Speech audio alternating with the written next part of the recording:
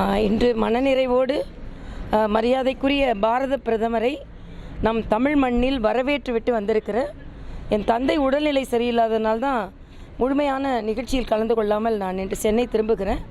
ஆனால் அவர் தமிழ் மண்ணில் கால் வைத்த நேரம் பாரதிய ஜனதா கட்சி துவக்க நாள், ராம நவமி என்ற மங்களகரமான நாள்.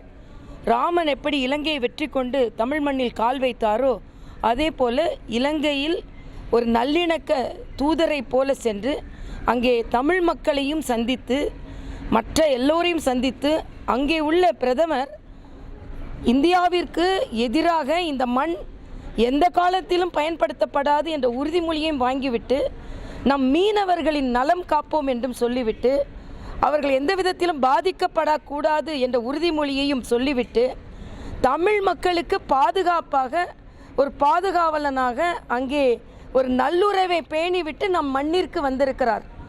இப்படி ஒரு நல்லுறவோடு வந்திருக்கும் பொழுது குறிப்பாக நம் தமிழ் மண்ணுக்கு வந்து அந்த மண்ணை மிதித்து ராமநவமி வாழ்த்துக்களை எல்லோருக்கும் சொல்லிவிட்டு தமிழ் மக்களுக்காக 8000 கோடி ரூபாய்க்கான திட்டங்களை இன்று அறிமுகம் செய்துவிட்டு 3 மடங்கு ஸ்டாலின் சொல்கிறாரே, அவர் கூட்டணியில் இருந்தாலே அவர்கள் காங்கிரஸ் கூட்டணியில் இருந்த ஆட்சியை விட 3 மடங்கு தமிழக மக்களுக்கு நல்ல திட்டங்களை கொடுத்தோம் என்ற உறுதியை சொல்லிவிட்டு 7 மடங்கு ரயில்வேக்கு நல்ல திட்டங்களை தமிழகத்தில் கொடுத்தோம் என்று சொல்லிவிட்டு தமிழ் மக்களுக்கு 8000 கோடிக்கு மேலே நல்ல திட்டங்களை சமர்ப்பிக்கும் இந்த நிகழ்வில் முதலமைச்சர் கலந்து கொண்டிருக்க வேண்டும்.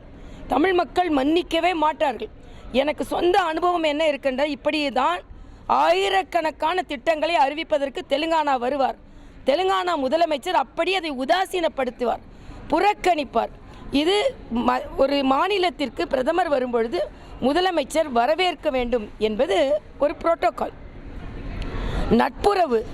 அதையும் மீறி இன்னைக்கு ஊட்டிக்கு போகலாம், ஊட்டிக்கு என்னைக்கு வேணாலும் அதை நீங்கள் சமர்ப்பித்து இருக்கலாம்.